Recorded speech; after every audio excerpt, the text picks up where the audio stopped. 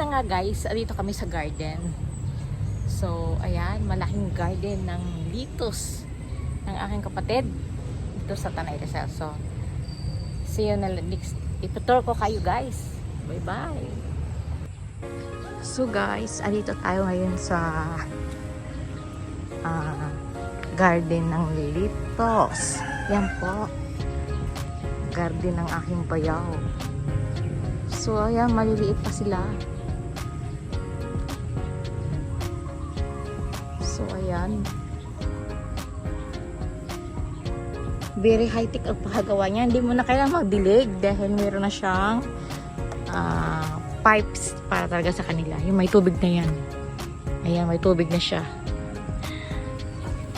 So, maliliit pa siya. Ayan guys. Yung litos.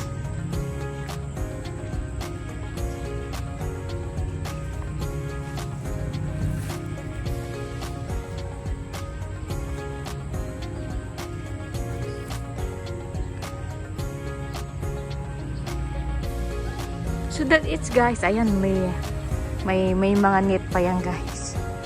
So ayan. Yung iba available pang taniman.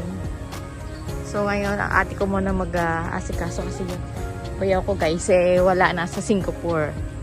So ayan, kung masipag talaga magtanim, talaga mapupuno siya. Wala doon. Ayan, meron pa dito sa side. At meron din doon sa left side. Ayan, sorry. So ayan, may mga tubig na yan guys. Hindi mo na kailangan magdilig. 24 hours yan, meron tubig. So ayan. Ay, may mga ano siya. May mga wire na solar. So ayan. That's it guys, and thank you. This is Boss Channel.